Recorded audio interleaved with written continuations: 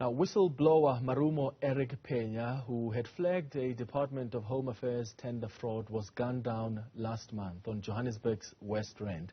Chad Thomas is the family spokesperson and joins us to give us some more details around this unfortunate incident. Chad, thank you so much for coming into studio. This must be difficult for Phenya's family. How are they doing? They're devastated. He was a family man, he was a breadwinner, and most of all, he was a committed businessman, and a very straightforward businessman at that. What happened? So he was killed after dropping off his kids last month? He was assassinated early on the morning of the 17th of October. He had just dropped his children at school. He was on his way home. He was ambushed by two gunmen who fired multiple shots into his vehicle, and he passed away sadly at the scene. What did he blow the whistle on? So Mr. Phenya and his family have been providing Home Affairs with IT-related services for a number of years now. And one of the firms that was subcontracted in respect of an IT tender raised several red flags and anomalies when Mr. Phenya and his company looked into certain of the transactions that had taken place. This was obviously reported. It resulted in a forensic investigation taking place.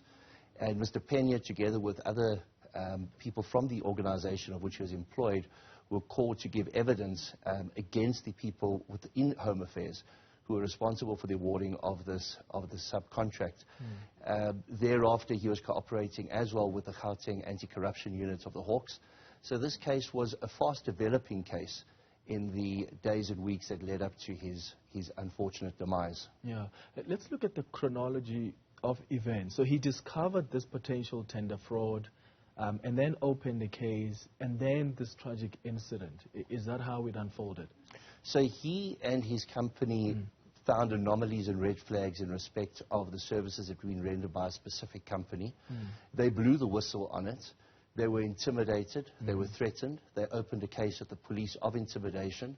Some 3 weeks following the case that was opened with the police, the assassination took place. Yeah. So when he was intimidated and there were death threats, how did authorities deal with that? The authorities took it very seriously. It was escalated to the anti-corruption unit. There's a misnomer out there that if somebody raises an issue with the police, they're automatically going to receive protection from the police. That, of course, doesn't happen. But the fact remains is that this was a very high-profile matter, and you would expect there to have been more of a response from the Department of Home Affairs together with the authorities in respect of the issues that have been raised. More so is the fact that one of the very senior members from Home Affairs that was implicated in this had actually been suspended and was facing a disciplinary process during the time that this occurred. Yeah, and I was about to ask about the specific person who was involved in this dodgy deal. And I mean, you know very well, just like I do, Chad, of just the danger that whistleblowers face in this country. And I do think that the police could have responded better. I do think the Home Affairs Department could have also responded in helping at least protect him, especially when the death threats came through.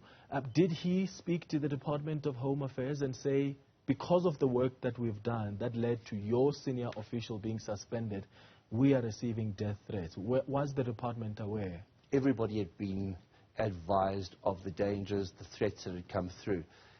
It was an open secret within the department that the members of this organization that Mr. Phenya was a member of, the company in which he was employed, were in fact witnesses in this disciplinary process against the senior member of staff.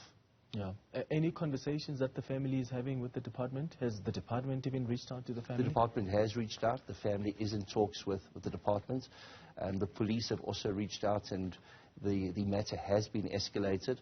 They've put their top team onto this particular matter. But of course, like you mentioned, it's a very sad day when we're again having a discussion about the dangers posed to whistleblowers in South Africa. Yeah, absolutely. And I'm hoping police are following some leads. And I know it's still early to tell, but how confident are they that they may be onto something here? Or are the discussions or investigations still at a preliminary stage? I believe that the police are making progress. One must remember that this isn't a case in isolation. There is motive, there are suspects, and the authorities are following through. All right. Chad Thomas, thank you so much for making time for us this afternoon.